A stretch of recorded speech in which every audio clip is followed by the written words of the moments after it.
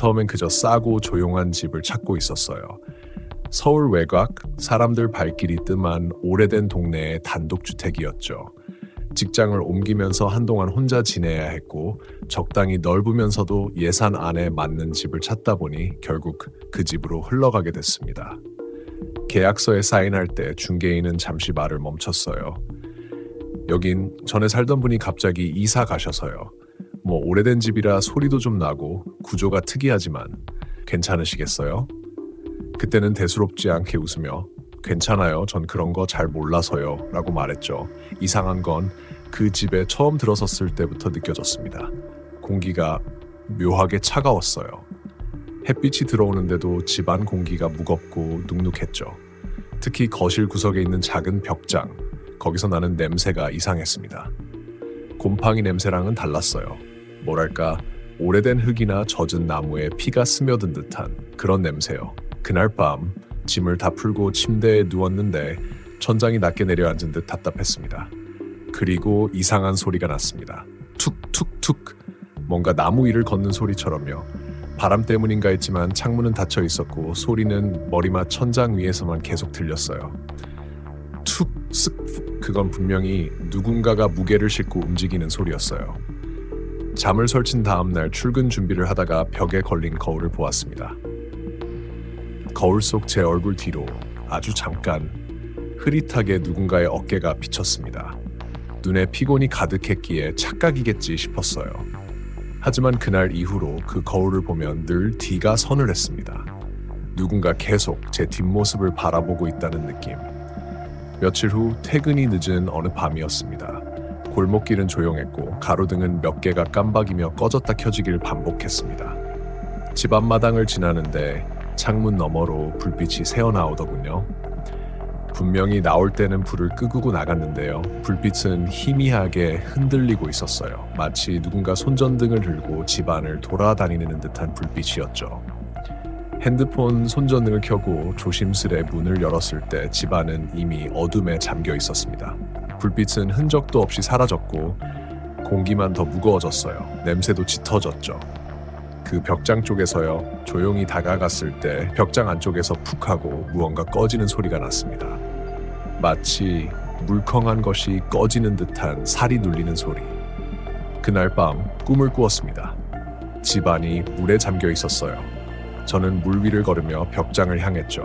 그리고 그 안에서 한 여자가 나왔습니다. 긴 머리가 젖어 있었고 얼굴은 형체를 알아볼 수 없을 만큼 물에 불어 있었습니다. 그녀는 제 얼굴을 붙잡고 속삭였어요. 나가지 마요. 여긴 나랑 같이 살아야 돼요. 소리를 지르며 깼을 때 입술 끝이 피로 젖어 있었습니다. 깨물었던 거죠.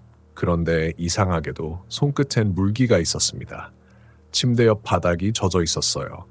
손전등을 비추자 그건 물이 아니라 붉은 얼룩처럼 보였습니다. 다음날 아침 마당 한쪽에서 주인 아주머니가 도라지를 캐고 있었습니다. 요즘 이상한 소리 안 들려요? 제가 물었죠. 아주머니는 잠시 멈칫하더니 삽자루를 꽉 쥐며 말했습니다. 벽장 열지 마요. 그 말 한마디로 온몸이 굳었습니다. 그날 이후 벽장은 테이프로 봉해두었지만 밤마다 그 안에서 소리가 들렸습니다. 처음엔 두드리는 소리였어요. 점점 그게 긁는 소리로 바뀌었죠. 그리고 어느 순간부터 그건 분명히 울음이 되었습니다. 낮고 젖은 목소리로 중얼거렸어요. 춥다. 나 아직 있어. 그 목소리가 내 방문 앞까지 다가온 건 그로부터 사흘 뒤였습니다. 그날 밤 문 앞에서 나는 소리는 확실히 사람의 소리였습니다. 규칙적인 리듬도 동물의 발소리도 아니었어요. 천천히, 조심스럽게 누군가가 손끝으로 문을 긁고 있었습니다. 쓱, 쓱쓱. 그 마찰음이 나무결을 따라 퍼졌습니다. 숨이 막혔습니다. 불을 켜야 하나 그대로 있어야 하나. 가슴이 요동쳤죠. 핸드폰을 잡은 손끝이 젖은 듯 미끄러웠어요. 그런데 그 순간 그 소리가 멈췄습니다. 정적이 흘렀죠. 그리고 바로 이어서 딱딱딱 마치 손톱으로 문을 두드리듯 일정한 간격의 소리가 울렸습니다. 그건 신호 같았습니다. 알죠? 나 여기 있어요. 그런 메시지를 건네는 듯한 느리고 고의적인 리듬. 그렇게 3분쯤 지났을까요? 소리가 완전히 사라졌습니다. 그러자 공기가 변했어요.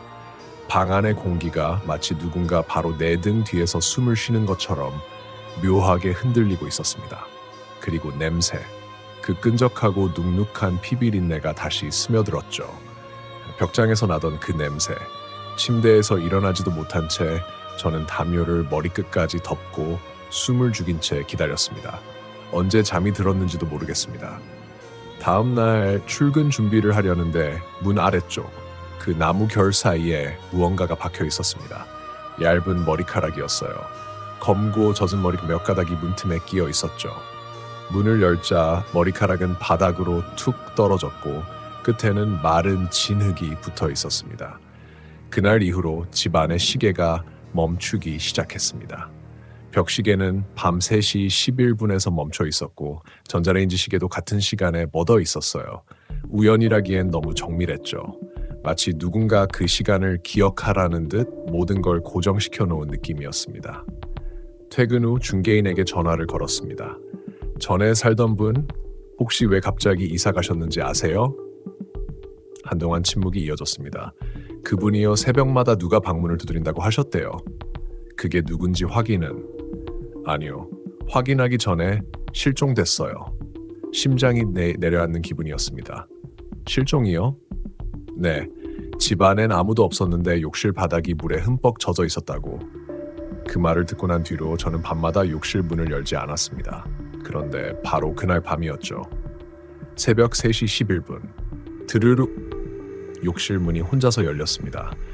잠에서 깬 것도 아니었어요. 저는 분명히 깨어 있었고 그 소리를 아주 생생하게 들었습니다. 물이 떨어지는 소리. 뚝뚝. 차가운 공기 속에서 그 소리가 너무도 뚜렷했습니다. 핸드폰 불빛을 비추며 욕실 앞에 섰을 때 바닥에는 물이 고여 있었고 그 물 위에 무언가가 떠 있었습니다. 머리끈이 달린 검은 고무줄. 제가 본 적 없는 물건이었죠. 그 순간 거울 속에서 무언가가 움직였습니다. 그건 제 얼굴이 아니었습니다. 거울 안쪽, 바로 제 어깨 뒤에서 머리카락 젖은 여자의 얼굴이 천천히 고개를 들었습니다.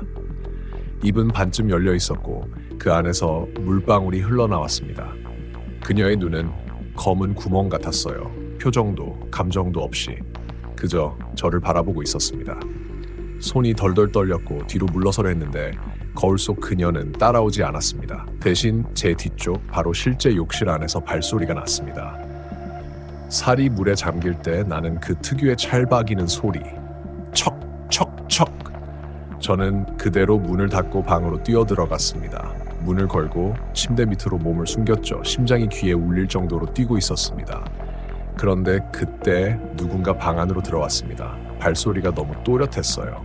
탁, 탁, 탁.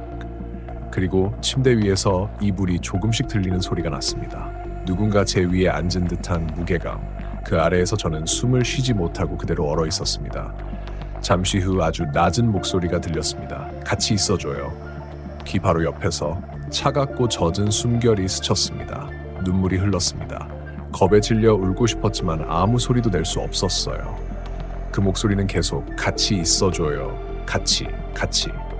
그러다 갑자기 멈췄습니다. 공기가 고요해졌고 이불 위의 무게도 사라졌습니다. 한참 뒤에야 고개를 내밀었을 때 이불 위에는 젖은 손자국이 하나 남아 있었습니다. 작은 손이었어요. 아이 손 정도의 크기. 그 순간 문 밖에서 또다시 소리가 들렸습니다. 쓱스. 이번엔 벽장이었습니다. 그리고 그 안에서 누군가가 제 이름을 불렀습니다. 민수야. 문틈 너머에서 제 이름을 부르는 그 목소리는 분명 사람이었습니다. 하지만 동시에 사람이 아니었습니다. 민수야. 그 목소리는 너무 익숙했어요. 낮게 깔린 습한 숨결 속에 섞인 말투.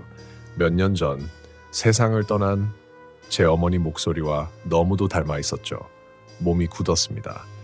이성의 한쪽에서는 그럴 리 없다고 속삭였고 다른 한쪽에서는 그럴지도 모른다고 외쳤습니다. 현실과 환각이 서로 얽히며 끊어질 듯 흔들렸죠. 문득 벽장이 흔들렸습니다. 안에서 누군가가 문을 밀고 있었습니다. 두드리다가 아니라 미는 힘이었어요. 문이 삐걱거리며 조금씩 벌어졌습니다. 저는 본능적으로 도망쳤습니다. 맨발로 문 밖으로 뛰쳐나갔습니다. 밤 공기가 차가웠어요. 숨을 내쉴 때마다 입김이 허공에 흩어졌습니다. 그런데 이상했습니다. 분명 골목으로 나왔는데 길이 낯설었습니다. 이 동네에서 이 길은 본 적이 없었어요.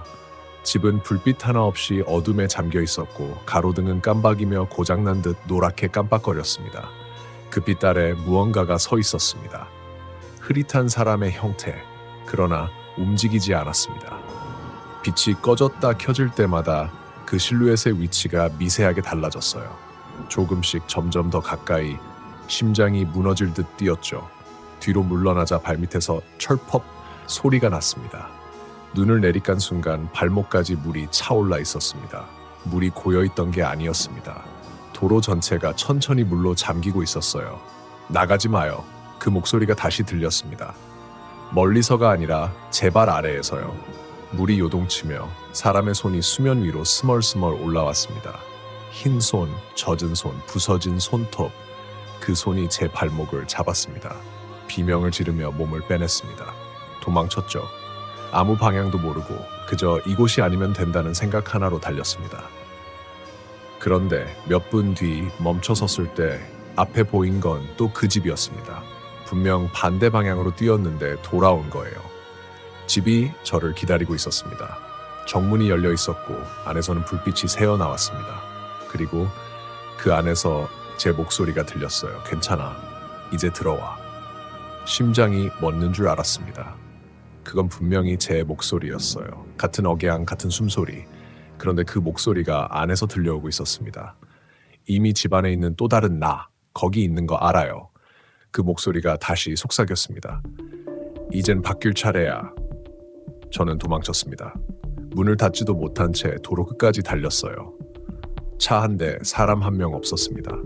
하지만 분명히 누군가가 따라오고 있었습니다. 뒤돌아볼 용기는 없었어요. 발소리만 점점 가까워졌습니다. 탁, 탁, 탁. 그 속도가 제 심장 박동과 똑같아지는 순간 모든 게 멈췄습니다. 아무 소리도 나지 않았습니다. 바람조차 사라졌죠. 그 정적 속에서 저는 아주 희미하게 제 이름을 또 들었습니다. 민수야. 이번엔 제 등 바로 뒤에서 몸이 굳었고 천천히 고개를 돌렸습니다. 그곳에는 아무도 없었습니다. 대신 제 그림자가 있었습니다. 가로등 불빛 아래 길게 드리워진 그림자 하나. 그런데 이상했어요. 그림자가 제가 움직이지 않아도 움직이고 있었습니다. 그림자가 고개를 들었습니다.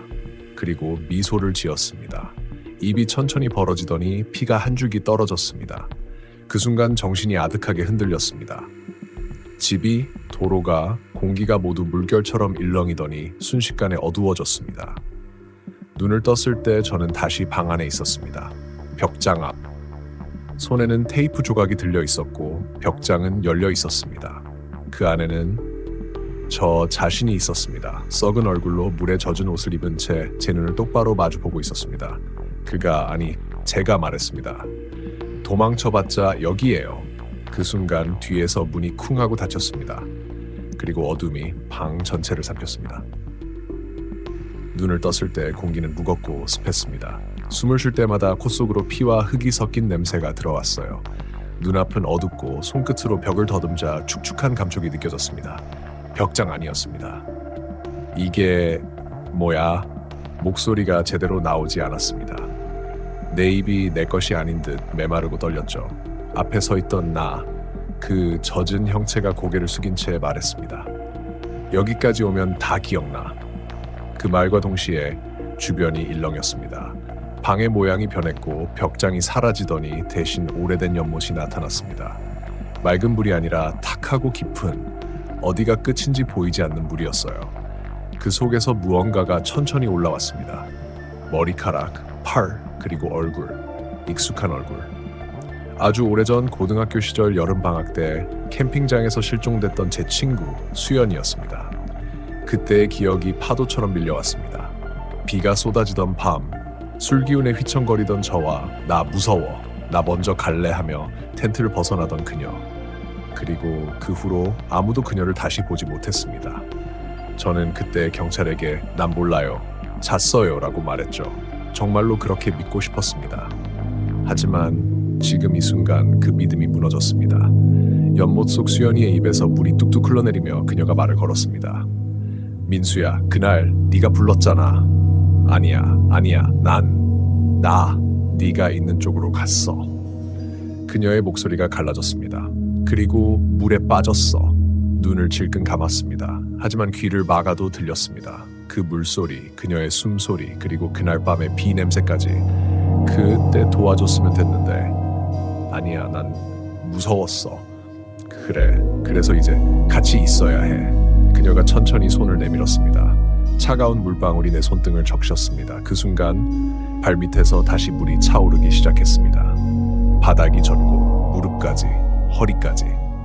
물속에선 또 다른 얼굴들이 떠올랐습니다. 전부 내가 외면했던 사람들, 직장에서 밀어냈던 후배, 아무 말 없이 떠났던 연인, 그리고 병상에서 마지막으로 전화를 걸었던 어머니. 그들의 목소리가 겹쳐졌습니다. 민수야, 왜 우리 버렸어? 잊었잖아. 여기 남겨뒀잖아. 벽과 천장이 무너져 내리듯 흔들렸고 집안의 모든 문이 동시에 열렸습니다. 그 틈새마다 젖은 발자국이 번졌습니다. 이 집은 네가 만든 거야. 어디선가 또 다른 나의 목소리가 들렸습니다. 네가 잊으려 했던 기억들, 네가 버린 감정들, 그게 모여서 이 집이 된 거야. 눈을 뜨자 모든 게 멈춰 있었습니다. 방, 가구, 벽장, 모든 게 고요했고 단 하나, 거울만이 반쯤 깨진 채 서 있었습니다. 거울 속엔 또 다른 나가 있었습니다. 그는 웃지도 울지도 않았습니다. 다만 피로 물든 손바닥을 보여주며 말했죠. 넌 여길 떠날 수 없어. 왜냐면 여기가 바로 너니까. 순간 이해가 되었습니다. 벽장에서 나던 냄새, 습기, 그 차가운 공기 기억의 잔향이었습니다. 이 집은 내 기억으로 지어진 무덤이었어요. 눈물이 흘렀습니다. 공포가 아니라 슬픔 때문이었습니다. 그동안 외면해왔던 것들, 그 모든 것들이 이렇게나 또렷이 살아있었던 겁니다. 천천히 거울 앞으로 다가갔습니다. 거울 속에 내가 똑같이 걸어왔죠. 이제 끝내야 해. 그 말을 누가 했는지조차 알 수 없었어요. 입소리와 마음의 소리가 하나로 겹쳤습니다. 손을 들어 거울을 만졌습니다. 차가웠던 표면이 서서히 따뜻해졌습니다. 물기가 말라가듯 거울의 금이 사라졌습니다. 그리고 그 안에 나가 미소를 지었습니다. 그래, 이제 됐어. 그가 말했습니다. 이제 네가 날 기억했으니까. 거울 속의 방이 천천히 희미해졌습니다. 공기의 냄새가 변했습니다. 피비린내 대신 새벽 이슬 냄새가 스며들었죠. 눈을 떴을 때 저는 다시 그 집의 마당에 서 있었습니다. 햇빛이 비치고 있었고 새들이 지저귀었습니다. 모든 게 평화로웠어요. 그런데 이상하게 벽장문이 닫혀 있지 않았습니다. 조용히 다가가 들여다보았습니다. 안에는 아무것도 없었죠. 다만 바닥에 물 한 줄기만이 말라가고 있었습니다. 그 위에 누군가 남긴 듯한 한마디가 손가락으로 새겨져 있었습니다. 기억해줘.